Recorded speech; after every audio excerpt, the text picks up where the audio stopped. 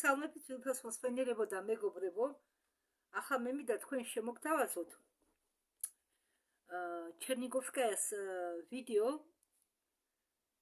სადაც ის ყვება ტვინის შესაძლებლობებზე, თუ ზოგჯერ ადამიანი არის ხომ ადამიანები, სხვადასხვა ადამიანები, რომლებიც იმახსოვრებენ კარგად მასალას სწავლის დროს, ზოგი კითხულობს, ერთი წაკითხოთ იმახსოვრებს ყველაფერს და ზოგი ორჯერ სამჯერ წაიკითხავს, გონია და იმახსოვრა და შემდეგ მომენტში არაფერი ახსოვს. ეს არ არისო არც ტალანტის დამოკიდებული, არც ნიჭზე, არც გენებზე. შენი ტვინი არ არისო, ასე თქვა, დამტრეული ჭყალებში. მოდით, მე თქვენ ახლა განახებთ ჩერნიგოვსკაიას. ეს ქალბატონი ახლა მგონი გარდაცვლილია.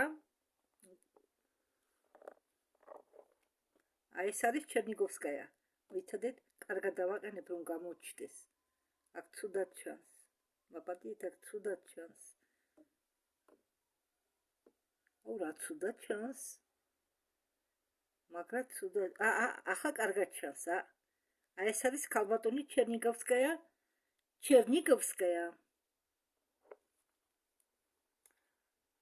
ახლა ვიგეთქვით სახელდა ჩერნიგოვსკაია. სახელი და გვარი არ მახსოვს. ვთითით. ტატიანა ჩერნიგოვსკაია. ხო, ან ჩერნიგოვსკაია. ყველა სხვადასხვაგვარად ატყავს მახელს. მე ამგვარად კითხულობ, როგორც ჩერნიგოვსკაია. ტატიანა ჩერნიგოვსკაია. უმეტესად მასე ამბობენ. და ტატიანა ჩერნიგოვსკაია ამბობს, რომ მეო ვარო რა თქმა უნდა პროფესიის ვარო, ახავე გეტყვით.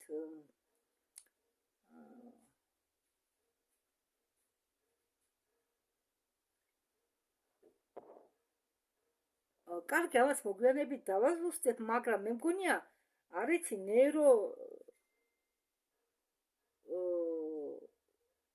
სპეციალისტია, რაღაც ნეირონებთან დაკავშირებული.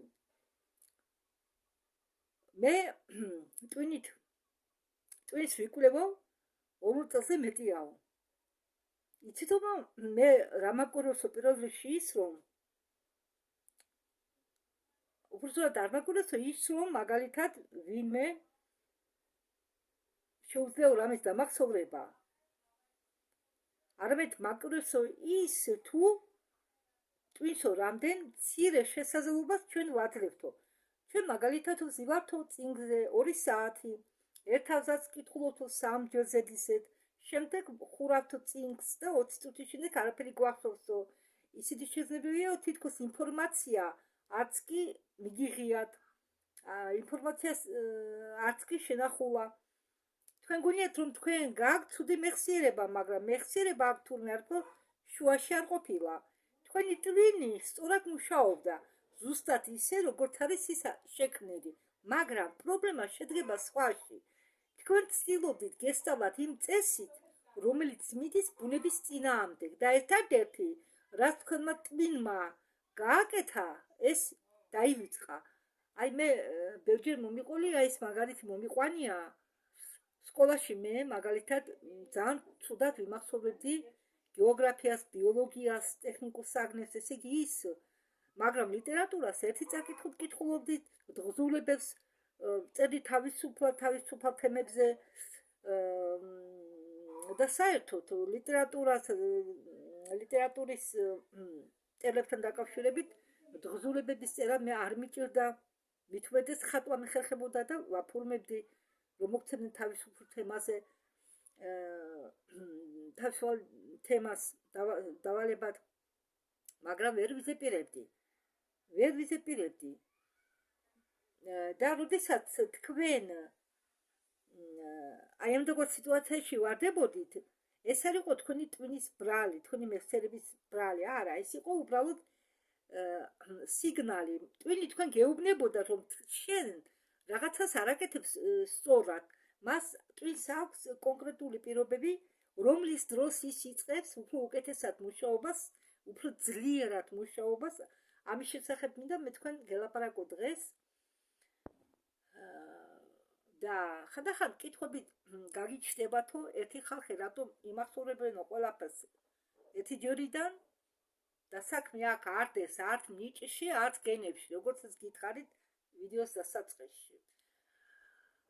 და მე მახსოვს მაგალითად, რომ ჩვენ სკოლაში ყოველთვის ამას გვიმეორებდა მასწავლებელი. Повторение мать учения. ანუ განმეორება არის დედის ცოდნა, დედის ცოდნის საწყისი. ხო. თურმე განმეორებადი კითხვა უასრობა. ამბობს ჩერნიგოვსკაია ამას. ჩვენ მთელი ცხოვრება გვასწავლიდნენ ამას, რომ უნდა იმიოროთ და თურმე განმეორება მეორედ მას არის უაზრობა. და კონკრეტულად უნდა მოიქცეთ სხვაგვარად იმისთვის, რომ თქვენმა ტვინმა მიაწვდოს წაშლა ინფორმაციის ახალი აქ საუბარი ახალ ინფორმაციაზე. თქვენი ტვინი ვერ ღებულობს ამ ახალ ინფორმაციას, რადგან თქვენ ამ ინფორმაციას აწვდით ტვინს არასწორად, უпростоრად. ეს არ არის მაგია, ეს არის ნეირომედიცინა. და ისეთნაირად მუშაობს სტუდენტებში, პროფესორებში, იმ ადამიანებშიც კი, ვინც თავის თავს ამბობს, რომ ავიწყდებათ. აგერ გავიგებთ ახლა. მეო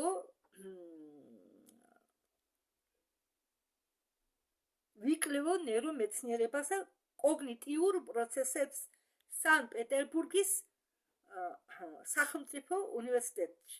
ირკვევდა ეს უკვე გარდაიცვალა ეს ქალბატონი და 10 წელი მუშაობდა ამ უნივერსიტეტში, ჩერნიგოვსკაია. ამ დროს მე 1000 ადამიანი მინახავსო, რომლებიც თვლიდნენ, რომ უნარი არ გააჩნიათო სწავლებისკენ.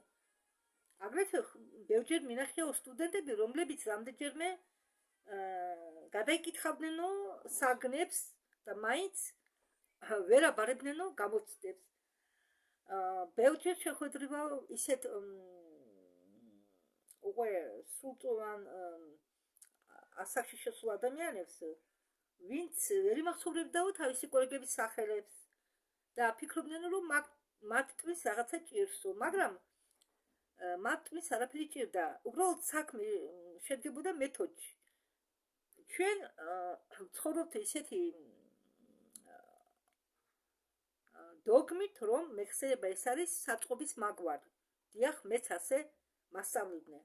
რომ ჩადებ ინფორმაციას ის თაროზე მოთავსდება და იქ დენა. მეც ასე მეგონა, სანამ ამ ვიდეოს არ მოვსვენდი. და შემდეგ თუ დაგჭირდა გამოიტანა ამ ინფორმაციას და მოიხმარ. და არასწორი ინფორმაცია, მეხსიერება ეს არის პროცესი. ყოველ ჯერზე, როდესაც თქვენ რამეს იხსენებთო, თქვენ კი არ აღებთო ახალ ფაილს. არაო, თქვენ თავიდან ქმნითო ამ ახალ ფაილს. გაიგეთ? და მეც ბავშვობიდან მაგას კითხულობდი ყველგან, რომ თურმე ჩვენ რა ინფორმაციას რასაც კითხულობთ, ეს ყველაფერი იდება ჩვენი ტვინის თაროებზე, შემდეგ ჩვენ გვახსენდება იმ მომენტში, როდესაც გვჭირდება რა ეს თუ ის ინფორმაცია. მაგრამ ასე არ ყოფილა თურმე. ჩვენ როდესაც რამე გვახსენდება, ჩვენ მზა ფაილს კი არ ხსნით, არამედ კიდევ გავიმეორებ. ჩვენ ქმნით თურმე ახალ ფაილს. ეს არის ნეირომეცნიერების ამ ბოლო ათწლეულობის განმავლობაში ეს არის უმნიშვნელოვანესი აღიარება, აღმოჩენა ნეირომეცნიერებისა და ეს ყველაფერს ცვლის, იმიტომ რომ თუ მეხსიერება ეს არის მშენებლობა და არა შენახვა, მაშინ ყოველ ჯერზე, როდესაც თქვენ რამე გახსენდებათ, თქვენ ამ კონსტრუქციას, მშენებარე კონსტრუქციას ამაგრებთ. ყოველ ჯერზე. და ყოველ ჯერზე, როდესაც თქვენ პასიურად კითხულობთ, პასიურად კითხვა რას ნიშნავს? ისე, ოღონდ რაღაცა წაიკითხოთ, ხო? მაშინ თქვენ არაფერს არ აშენებთ. თქვენ უბრალოდ უყურებთ ნახას, რომელიც დილას უყურებთ და გამიწყდებათ. აი, საიდან მოდის სიცარიელის შეგრძნება იმის შემდეგ, როდესაც თქვენ უცხელდით მეცადინეობდით ან კითხულობდით წინგს 2 საათის განმავლობაში, მაგრამ შემდეგ მაინც სიცარიელის შეგრძნება დაგჭათ. და ამიტომ ამ სიცარიელიდან უნდა გამოხვიდეთ. შეიძლება გამოხვიდეთ, მაგრამ ამისთვის თქვენ უნდა შეიგნოთ, რომ ამისის ტვინი რას ითხოვს ჩვენგან, რომ მართლა დაიმახსოვროს რამე. პირველი პირობა, რომ ტვინმა რამე დაიმახსოვროს. პირველი ის, რომ ტვინს სჭირდება ნების სხმევა, ძალის სხმევა. ტვინს სჭირდება ძალის სხმევა და არა განმეორება. ფსიქოლოგმა გერმან ბინგაუსმა აღწერა გამრუდებული მეხსიერების დაქვეითება კიდევ 1885 წელს. ესე იგი, თუ ჩვენ განმეორებით არ მიმართეთ მასალას, ჩვენ კარგავთ ახალი ინფორმაციის 70% 24 საათის განმავლობაში. თუ არ მიმართავთ განმეორებით მასალას. ხო, 70% კარგავთ დღეში, ესე იგი, ხო? ეს იმიტომ კი ახდება, რომ თქვენ ცუდად სწავლობდით, არა? ეს არის ბიოლოგია. ტვინი არის ისე მოწყობილი, რომ იკავებს მხოლოდ იმას, რასაც ჩვენ უბრუნდებით, ანუ რაც ჩვენ გვჭირდებათ და რასაც ჩვენ უფრო ხშირად უბრუნდებით განმეორების სახით. განმეორებით საჭირო მასალას, რომლის გარეშე ჩვენ ახალ ინფორმაციას ვერ ავეთვისებთ.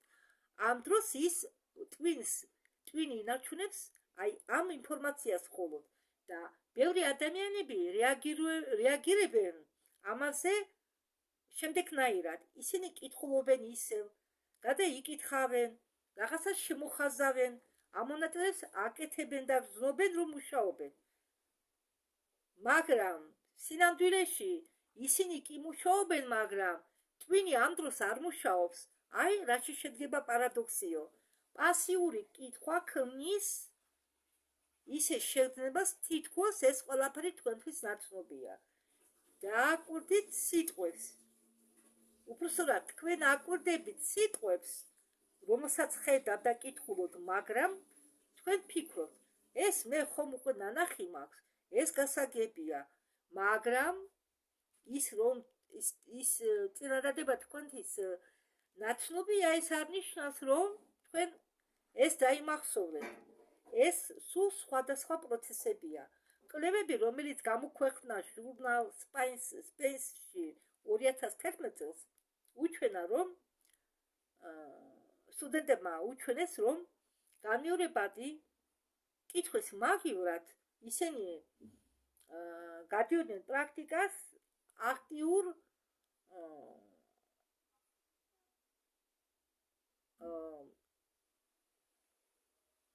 აღდგენაში მასალისა იმახსოვრებდნენ 40%-ზე მეტ ინფორმაციას ერთ კვირაში, 40%.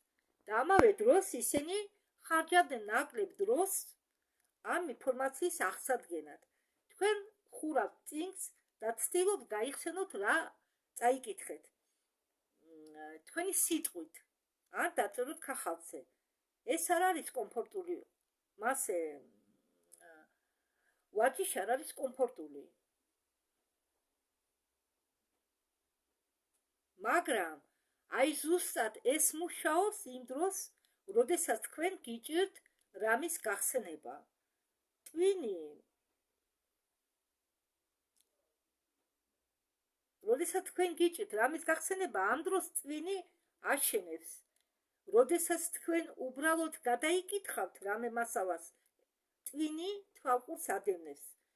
განსხვავება იმის შორის, ვინც წევს შტანგას და ვინც უყურებს ამ შტანგას, სხვადასხვაა. აი, შემდეგ რა ხდება? ხალხი იწყებს გამოყენებას აქტიური აღთქმისა, ანუ წარმოიქმნის თავის თავში რაც წაიკითხა იმას, აღიქვამს და წარმოიდგენს რაც წაიკითხა იმ ტექსტს და უშვებენ ერთ შეცდომას, რომელიც უკარგავს ძალისხმევის დიდ ნაწილს. ისინი ამ პრაქტიკას ერთ დღეში აკეთებენ 3 საათის განმავლობაში. მარტო კვირადღეს და თვლიან, რომ უკვე მზად არიან. მაგრამ წვინი ამ მომენტისთვის უკვე გადატვირთულია და უთხშაფათისთვის ნახევარი მაინც ავიწყდება. ხო, მე მქონდა წესად მძიმე საქმეები მესწავლა წინასწარ. წამიკითხა მაინც წინასწარ და სხვათა შორის ამის აგიტაციაც გვიკეთებდნენ ჩვენ სკოლაში. მასწავლებლები სულ მაგას გვეუბნებოდნენ, ყველაზე რთული საგნები ისწავლეთო წინასწარ, პირველ რიგში და ის საგნები, რომელიც თქვენთვის რთულად ასათვისებელიაო, წაიკითხეთო თანდათანობით ერთი ყოველდღე ან წინასწარ წაიკითხეთო, სანამ მე შემდეგ იმეცადინებთო, ყველაფერი ერთ დღეში არ დააგროვოთო, მაგრამ თურმე ეს ყოფილა სისულელე. ჩვენ რო წინასწარ ვიზეპირებთ ყველაფერს, ვცდილობ ერთ დღეში დავიმახსოვროთ, ტვინი ამ დროს იტვირთება და ნახევარი ავიწყდება. მეორე პირობა, ტვინს სჭირდება რითმი და არა მარაფონი. აი, ადამიანების უმრავლესობა სად კარგავენ იმას, რაც დაიმახსოვრეს. ტვინი არ იმახსოვრეს ინფორმაციას იმ მომენტში, როდესაც თქვენ ამ ინფორმაციას სწავლობთ. არა.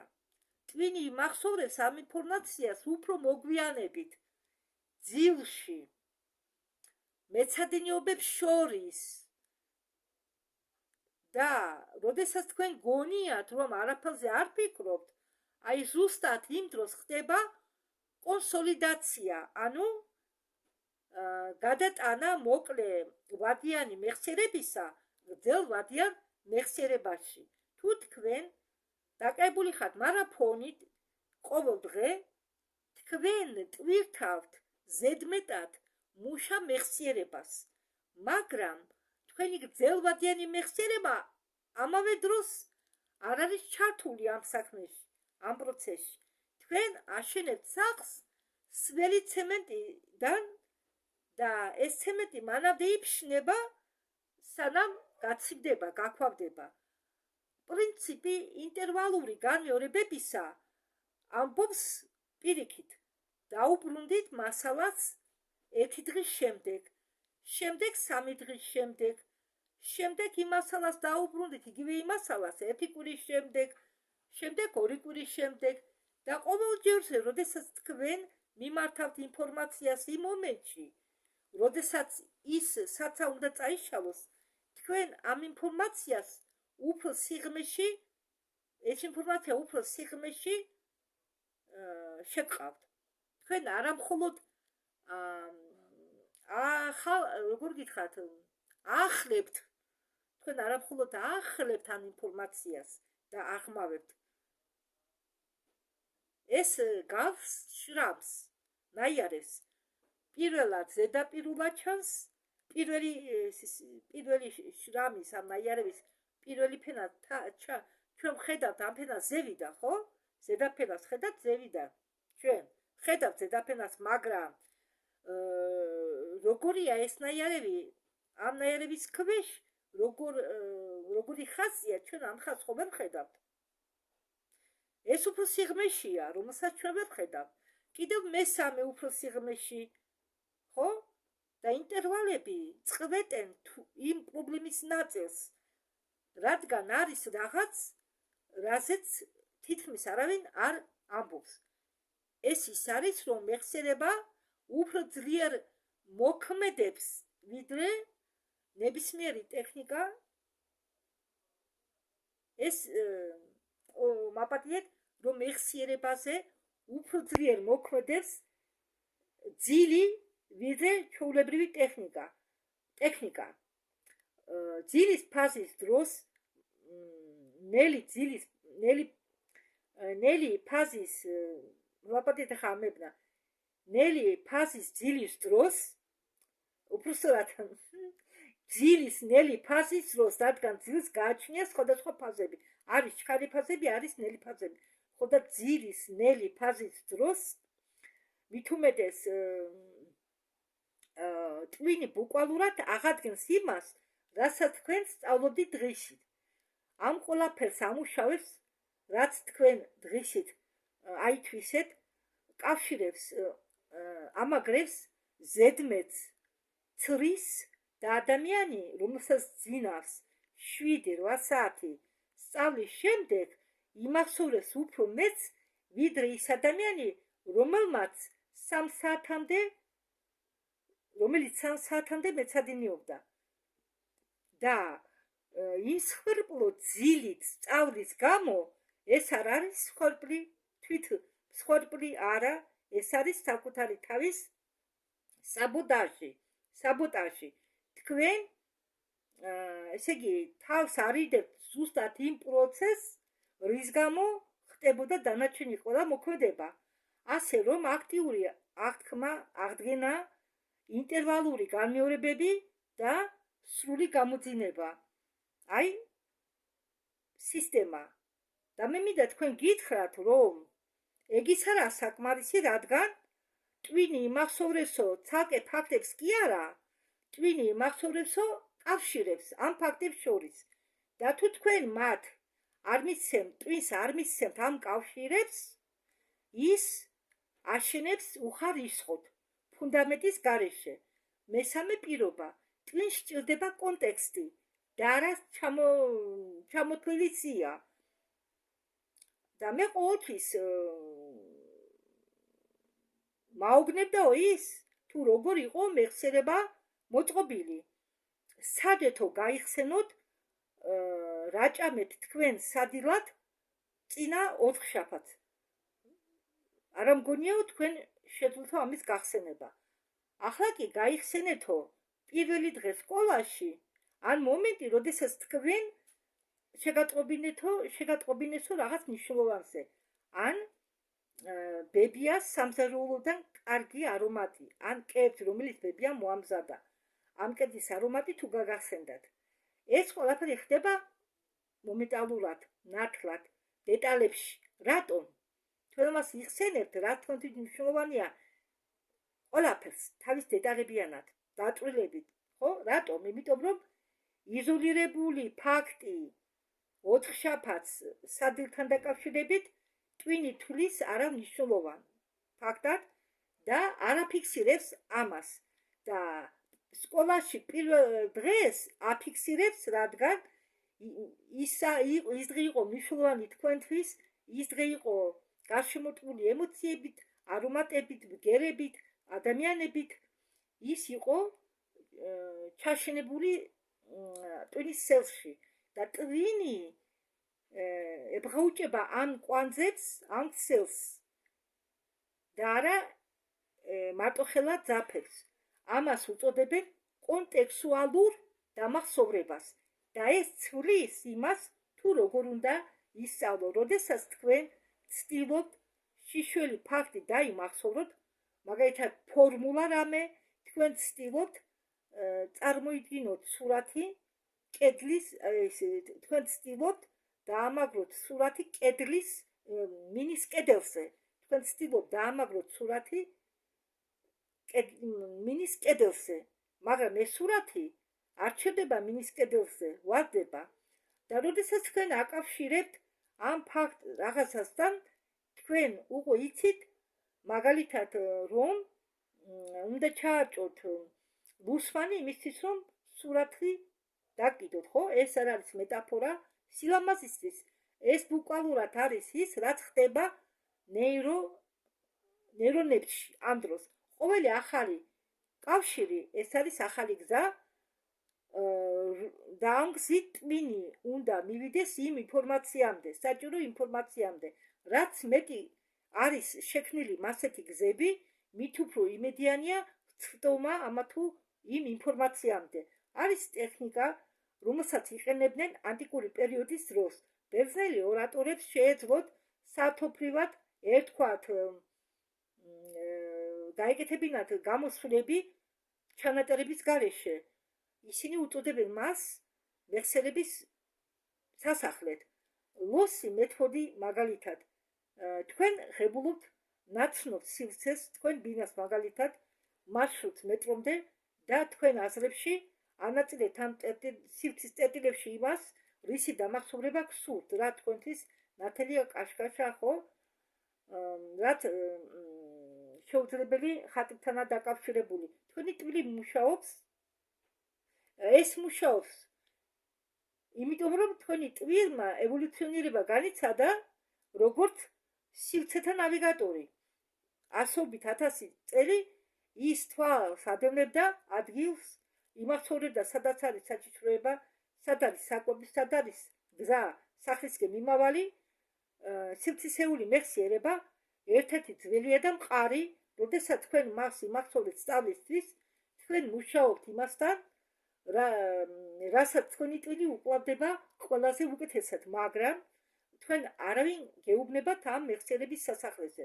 საქმე ტექნიკაში კი არაა, საქმე იმაშია, რომ ის თქვენ გაიძულებთ შექმნათ კავშირები, ხატები, კონტექსტი და ზუსტად ეს და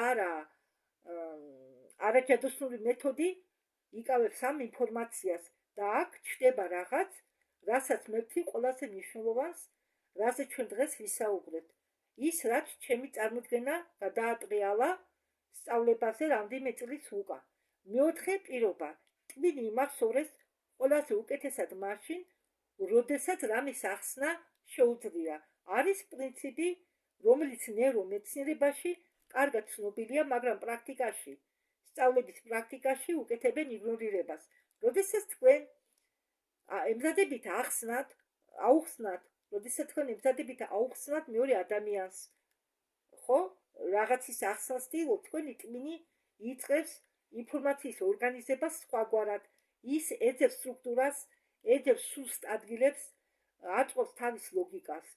რიჩარდ ფეინმანი, ფიზიკოსი, ნობელის პრემიის ლაურეატი 1975 წელს ფორმულირება გაუკეთა ამას.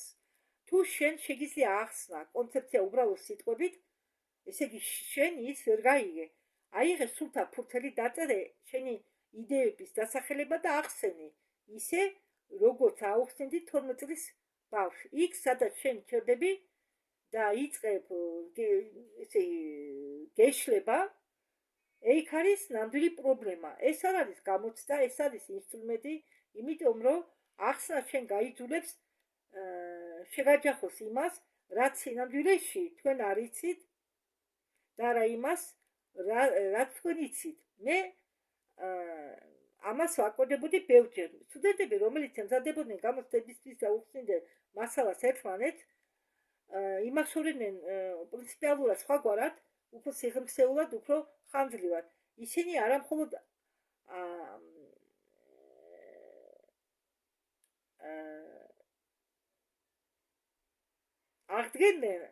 აღადგენდნენ ამ ინფორმაციას, ისინი მათ ესმოდათ ამ ინფორმაციის, მაგრამ არის ერთი ფენა. ტვინი იმახსოვრებს იმას, თუ რასაც აღიქვამს მნიშვნელოვან ინფორმაციად და მნიშვნელობა კი განისაზღვრება ემოციებით, ინტერესით, კითხვების დასმით, რომელზეც მას უნდა პასუხების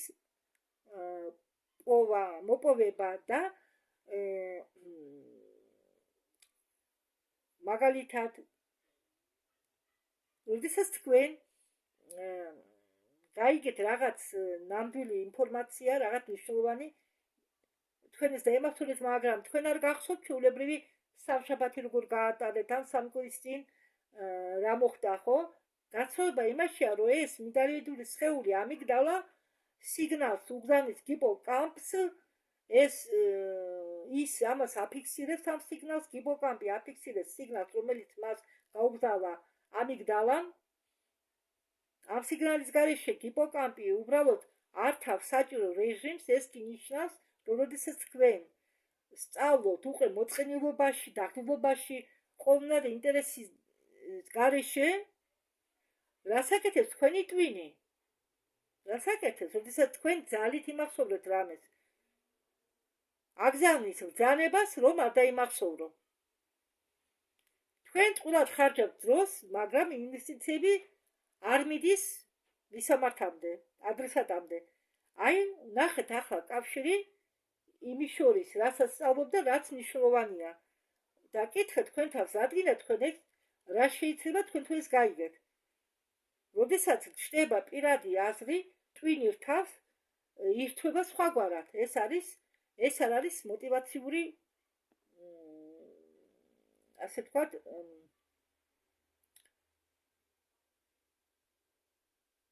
წოდება.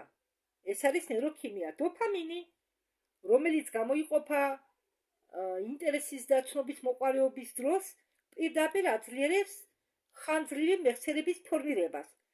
და ბოლო პირობა, ყურადღებით, ამბობს ჩერნიგოვსკაია, ტვინი იმახსოვრებს მხოლოდ იმას, რაზეც უყურებენ ნამდვილად.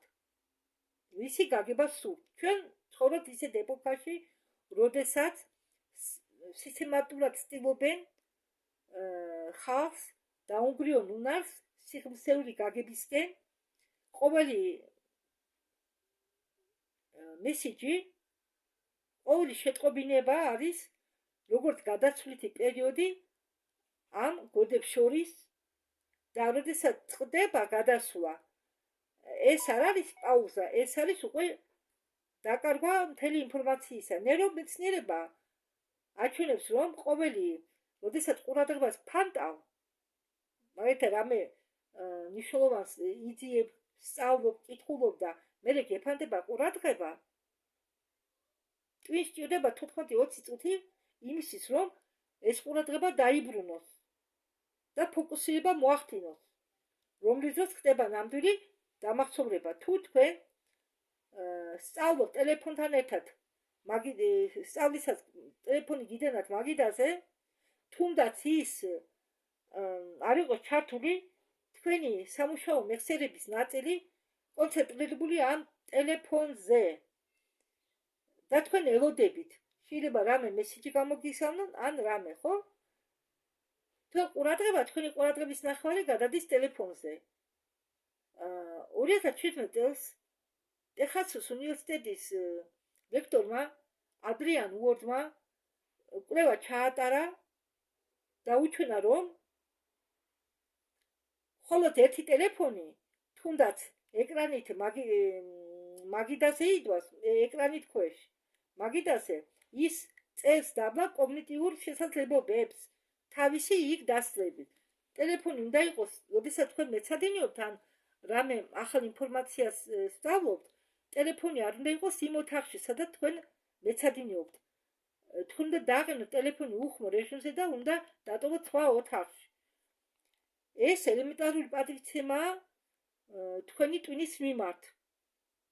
თქვენი ტვინი ცდილობს ახალი ნეირონული ქსელის შექმნას, ამისთვის კი თქვენ ტვინს სჭირდება თქვენი სრული დასწრება, თქვენი სრული კონცენტრაცია იმ 45 წუთის განმავლობაში. და კიდევ ერთი მომენტი, რომელსაც არაფასებენ და შესწავლას უშვებენ. ბევრი ადამიანების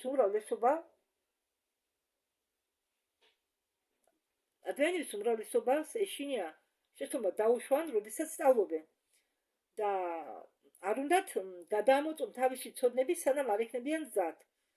მაგრამ ეს არის იმის საწინააღმდეგო, როგორ არის ტვინი აწყობილი. როდესაც თქვენ უშვებთ შეცდომას და შემდეგ პოულობთ სწორ პასუხს, თქვენ მეხსიერებაში რჩება ნაკვალევი უფრო მყარი, ვიდრე თქვენ წაგეკითხათ უბრალოდ სწორი პასუხი თავიდანვე.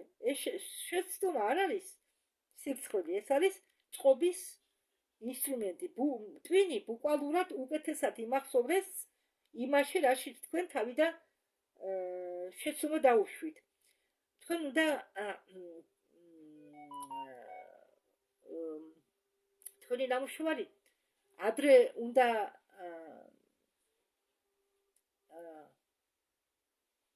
შემოწმოთ, სანამ იქნებით მზად. ზუსტად მაშინ, როცა არაკომფორტულია ამის შემოწმება, სწავლა მიდის სრული ძალისხმევით.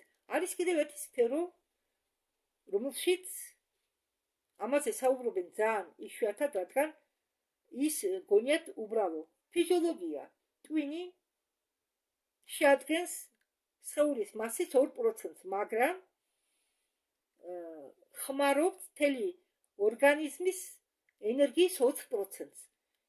ტვინი მუშაობს გლიკოზაზე, ცხიმოვან სიმჟავეებზე, ჟანგბადზე და როდესაც რაღაც აქედან არის დეფიციტში, კოგნიტიური ფუნქციები ნელდება, უწყობა სრულ ფორმაში მაინც აქვეითებს ყურადღების კონცენტრაციას და აზროვნების სიჩქარეს.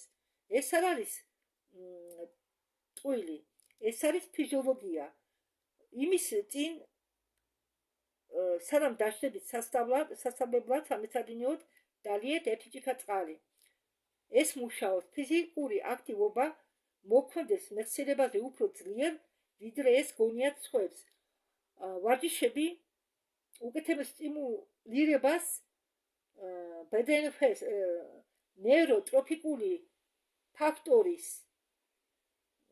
გამომუშავებას ტვინში და ეს ნივთიერება, ეს ნეიროტროფიკული ფაქტორი ბუკვალურად მოქმედებს როგორც სასუქი ნეირონული კავშირებისთვის. მოკლე გასცემებაც კი მეცნიერების წინ აუმჯობესებს მახსოვრობას. ეს არ არის ხალხური სიბრძნე, ეს არის ნეირობიოლოგია და ჰიპოკამპი ტვინის სტრუქტურა, რომელიც პასუხს აგებს ინფორმაციის გადატანაში გრძელვადიან მეხსიერებაში, უფრო გრძნობიარეა ამის ყველაფრის მიმართ. და როდესაც თქვენ ქრონიკულად არ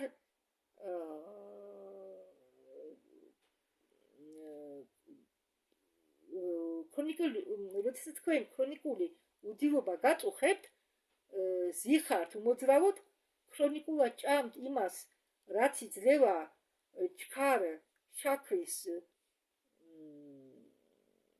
დონეს და ასევე შაქრის ჩქარ დაცემას, ჰიპოკამპი უფრო ვარისად მუშაობს და მეხსიერებაც დასუსტებულია და არანაირი ტექნიკა ამას ვერ გამოასწორებს. მე ვამბობ ამას იმისისკენ, რომ თქვენ ამოცანა გაგირთულოთ. არა, მე ამას ვამბობ იმიტომ, რომ ყველაფერი რაც მე თქვენ მოგიყევით, ეს არის პირობები, რომელიც თქვენ შეგიძლიათ დღეს შეიქმნა თქვენთვის სპეციალური დანადგარის გარეშე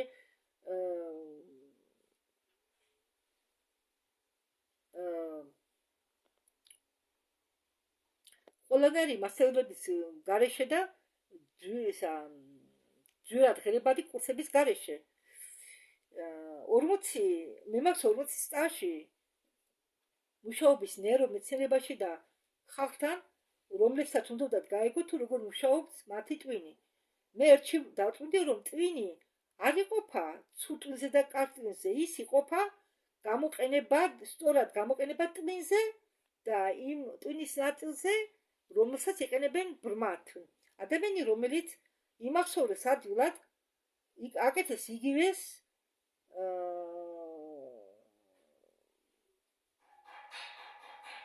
მაგრამ ის თავიდან არ კითხულობს ამასადაც, რადგან ის იმახსოვრებს მათ. ის უბრუნდება ინფორმაციას საჭირო მომენტებში და არა ერთ დღეში. ის ქმნის ამ კავშირებს ახალ და ძველ ინფორმაციებს შორის და ხომალად ხსნის ქახალზე უხსნის ვინმეს, იმას ძინავს, ის მოძრაობს, ის ტელეფონთან არ მეცადინეობს.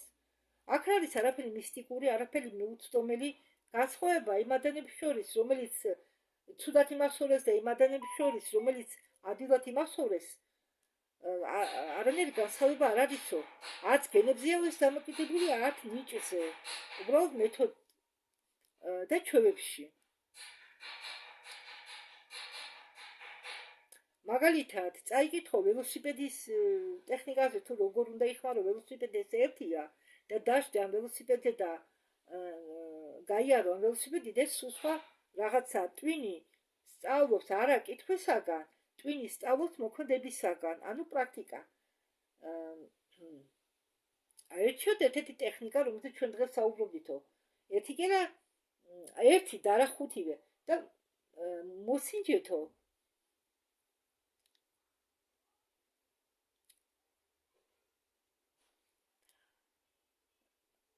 ტვის სჭირდებაო უბრალოდ სჭირდებაო რომ თქვენ მიატოვეთ მუშაობა მის წინააღმდეგ. ანუ ჩვენ უნდა გავუგოთ ჩვენ საკუთარ ტვინს თუ მას რა უნდა. როდესაც ჩვენ სწორად ვიქცევით, ტვინიც გვეხმარება ესე იგი. ხო, მეც მიკვირდა, ხო ვამბობ, მე ხომ გიყავით მაგალითი. ესე იგი მე იმიტომ ვერ ვიმახსოვრედი. მე ვიზეპირებდი რომ მჭირდებოდა დაზეპირებაში. ჩემთვის არ უნდოდა იმის დამახსოვრება, რაც მე არ მისცემდა და საინტერესო არ იყო ჩემთვის. რაც ვერ გავიგე. ბლოკავდა. ამიტომ ნუ რას დროს დედებო, მშობლებო, ნუ ეტყვით თქვენ შვილებზე, ნუ იტყვით რომ ის არის უნიჭო. არა. უბრალოდ თქვენ შვილებს შეურჩიეთ ის, რაც მას აინტერესებს. ან ისედაც მიუდექით იმ საგანს, რაც მისი რთულია აითვისოს, რომ ის დაინტერესოთ. როდესაც ბავშვი დაინტერესებულია, ის მას არ უნდა დიდი დრო, რომ ისაგანი აითვისოს. ის მონდომებული იქნება, ის დაინტერესებული იქნება და თავისთავად ხო გეუბნებით აგერ. ლიტერატურაში მე შემიძლია ერთი წიგნი წავიკითხო და მოყვე თავიდან ბოლომდე, თავის წვრთნებით.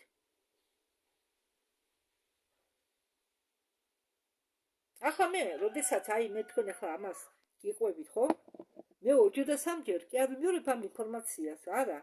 ის რაც ახლა მე თქვენ ხანდახან მაგალითების სახით მომყავს თქვენთვის. მაგალითად მე ხომ ყველას ემავს მონასმენი, ყველას ვუსმენი თავიდან. ახლა ყველა ნაწილობრივ ვუსმენ, თუ რეზონანსში არ შევიდა, ბოლომდე არ მოვუსმენ. თუ შევიდა რეზონანსში, ბოლომდე მოვუსმენ და მე ყველა ვიდეოს ხომ გადათარგმნი. მე ვერ გაცდები ამდენს, ხო ახლა მithomდეს კი ახლა ინტერნეტი კი მაქვს ყოველდღე. მაგრამ მაინც შეუძლებელია ყველა ვიდეო გადათარგმნი, იმიტომ რომ ამიტომ მე ვანალიზირებ, მაგალითად ერთი ვიდეოდან ავიღო რაღაც, რაც საინტერესოა თქვენთვის, ავიღო მეორე ვიდეო, მესამე ვიდეოდან რაღაც ნაწყვეტი, ეს შევადარო ერთმანეთს, მე ვადარებ ჯერ ერთმანეთს, შემდეგ მაგალითების სახით მომყავს თქვენ.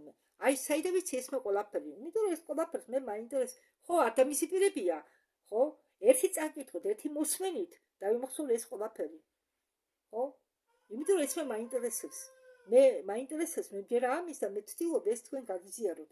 როდესაც შენ გაინტერესებს რაღაც და შენ გინდა სულიდაგურით ეს ინფორმაცია სხვას გაუზიარო, შენ ამას ადვილად აკეთებ.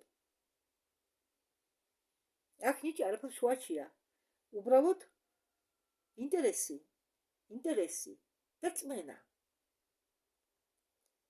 ამიტომ უნიჭო ბავშვები არ არსებობს. ნუ რას დროს ნუ ეტყვით სახალხო თქვენ შვილებზე, სახალხო ნუ რას დროს ნუ იტყვით, ის უნიჭოა, იმასწავლა ეზარება, ეს არ გინდა თქვენ ამით ბლოკავთ თქვენ შვილებს. ყველა სჭირდება თავისი მიდგომა. მაგალითად მე ჩემგან მასწავლებელი არასდროს გამოვა, მე არ მაქვს პედაგოგიური ნიჭი. თუმცა მე ენა ვიცი, მაგრამ მე მიდგომები მიჭირს ბავშვებთან, საერთოდ მიდგომა სწავლა რაღაც კი და თან კაცრი ვარ. ხო, ზოგი იბადება პედაგოგად. კარგით, ამას მე და ამი დავასრულებ ვიდეოს, ძალიან ბევრი კიდე საინტერესო ვიდეოს მივაგენი, ჩერნიგოვსკაია სადაც ყვება სხვადასხვა თემებთან დაკავშირებით. აქ აგრეთვე ის ყვება თუ ქიმიურ დონეზე რა სახდებს ყავა, როგორ ცვლის ქიმიურ დონეზე ტვინში რეაქციებს, მეხსიერებაზე ყვება. ასეთ აქვს მივაგენი MD მისბაური, ამას ბევრი ვიდეო არ აქვს, მაგრამ ძალიან საინტერესო თემებია. და მე ვთვლი, რომ ჩემ თემასთან, რაზეც ვყვებით ჩემ არღზე, ამ არღზე, ეს თემა განსხვავებული თემა არაა, რადგან ყველაფერი დაკავშირებულია ტვინთან. ტვინის დიდ როლს თამაშობს. კი, მე თქვენ გითხარით, რომ ინფორმაცია ჩვენ ვღებულობთ არა ფიზიკური ტვინიდან, არამედ სულიერი ტვინიდან. ხო ხედა რა თქვა ჩერნიგოვსკაიამ, რომ თურმე არანაირი საცავი ტვინში არ არსებობს, მეხსიერება ინფორმაციას ტვინში არ ინახავს, რომ მაპატიეთ რომ მეორდები, მაინც მინდა ეს დავაფიქსირო ეს აზრი, თურმე აი ჩემ ტოლებს მიმართავ.